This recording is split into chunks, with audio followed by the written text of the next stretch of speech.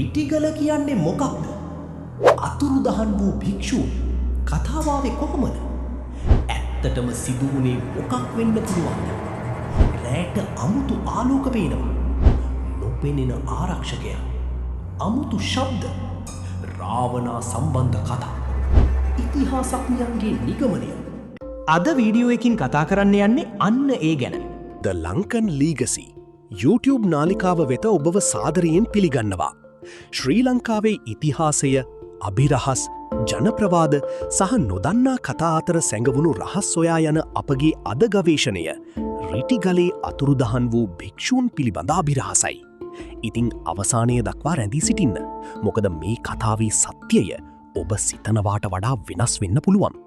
එහෙනම් වැඩි කතා නැතුව අපි යමු වීඩියෝ එකට.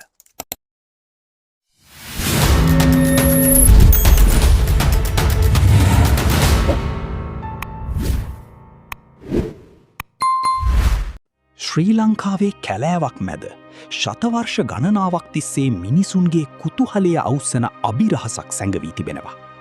රිටිගල. එහි භික්ෂූන් පිරිසක් අතුරුදහන් වූ බවට කියන කතාව ඇත්තක්ද? නැත්තම් ජනප්‍රවාදයක් පමණක්ද? මේ කතාවේ මුලින්ම දැනගන්න ඕන වැදගත්ම කරුණක් තියෙනවා. රිටිගලේ භික්ෂූන් පිරිසක් අභිරහස් ලෙස අතුරුදහන් වූ බවට ශ්‍රිජු ඉතිහාසමය සාක්ෂි අද වනතුරු හමු වෙලා නැහැ. නමුත් එහෙම කතාවක් බිහිවුණේ ඇයි? අනුරාධපුරයට ආසන්නව පිහිටි රිටිගල ශ්‍රී ලංකාවේ වඩාත්ම අද්භූත පුරාණ ආරණ්‍ය සේනාසන අතරින් එකක් ලෙස සැලකෙනවා. මෙහි වාසය කළේ ලෝකයෙන් වෙන්ව දැඩි භාවනා ජීවිතයක් ගත කළ භික්ෂූන් වහන්සේලායි. අවට ප්‍රදේශවලට වඩා සිසිල් දේශගුණයක්, ඝන වනාන්තරයක් සහ මිනිසුන්ගෙන් සම්පූර්ණයෙන්ම වෙන් වූ ජීවිතයක්. මේ සියල්ලම රිටිගල වටා අභිරහස් කතා ගොඩනැගෙන්න හේතු වුණා. ජනප්‍රවාදවලට අනුව එක් කාලයක රිටිගලේ භාවනා කළ භික්ෂූන් පිරිසක් හදිසියෙම දකින්න නොලැබුණු බව කියනවා. ඔවුන් කොහෙට ගියාද? ඒ ප්‍රශ්නයට අදටත් පැහැදිලි පිළිතුරක් නෑ. සමහරු කියනවා ඔවුන් කන්ද තුල සැඟවුණු ස්ථානයකට ගිය බව. තවත් අය විශ්වාස කරන්නේ අදටත් සොයා නොගත් රහස් ගුහා පද්ධතියක් රිටිගලේ සැඟවී ඇති බවයි. තවත් එන පුදුමාකාර මතවාදයක් තියෙනවා.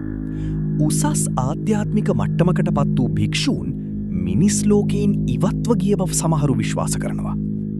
නමුත් ඉතිහාසඥයන් ඊට වෙනස් පැහැදිලි කිරීමක් ඉදිරිපත් කරනවා. අනුරාධපුර රාජධානිය බිඳවැටීමත් සමග බොහෝ ආරණ්‍ය අත්තැර දැමුණු බව ඔවුන් පෙන්වා දෙනවා. ශතවර්ෂ ගණනාවක් පුරා වනාන්තරයේ විසින් ගොඩනැගිලි සහ මාර්ග සියල්ලම ගිල දැමුවා. සමහර විට අතුරුදහන් වුණේ භික්ෂූන් නොව ඔවුන්ගේ ලෝකයම වෙන්න පුළුවන්. රිටිගල ගැන කියන බියජනකම කතාවක් තමයි රෑට කන්ද මත අමුතු ආලෝක පෙනෙන බව. ඒ ස්වාභාවික සංසිද්ධියක්ද? නැත්තම් තවත් නොවිසඳුණු අභිරහසක්ද? තවත් සමහරු කියනවා වනාන්තරය ඇතුළින් මිනිස් හඬ වගේ අමුතු ශබ්ද ඇහෙන බව. නමුත් මේ දක්වා එවැනි දේ කිසිවක් විද්‍යාත්මකව තහවුරු වී නැහැ. රිටිගල වටා ඇති අභිරහස්වලට රාවණා රජුගේ නමත් සම්බන්ධ වෙනවා. සංජීවනී ශාක සහ හිමාලයෙන් ගෙන ඖෂධ පැලෑටි පිළිබඳ ජනප්‍රවාද අදටත් පවතිනවා. ඉතින් ඇත්තටම අභිරහස මොකක්ද? භික්ෂූන් අතුරුදහන් වීමක් පිළිබඳ ඍජු සාක්ෂි නැති වුණත් රිටිගල වටා ගොඩනැගුණු ජනප්‍රවාද අදටත් මිනිසුන්ගේ කුතුහලය අවුස්සනවා. සමහර විට රිටිගලේ ලොකුම අභිරහස අතුරුදහන් වූ භික්ෂූන් නොවෙයි. සත්‍ය සහ ජනප්‍රවාද අතර සැඟවුණු කතාව විය හැකි. ඔබ හිතන්නේ රිටිගලේ ඇත්තම රහස මොකක්ද?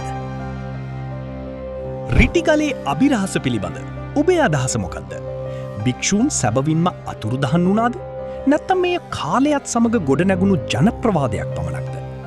ඔබේ අදහස් පහතින් කොමෙන්ට් කරන්න. මෙවැනි ශ්‍රී ලාංකීය ඉතිහාසය, අභිරහස් සහ නොදන්නා රහස් පිළිබඳ තවත් ගවේෂණයන් සඳහා The Lankan Legacy සමග එකතු වන්න. වීඩියෝ එකට ලයික් එකක් දාන්න, ෂෙයා කරන්න සහ සබ්ස්ක්‍රයිබ් කරන්න අමතක කරන්න එපා. ඊළඟ අභිරහසෙන් නැවත හමුවෙමු. එතෙක් සත්‍ය සොයා යන ගවේෂණය නතර කරන්න එපා.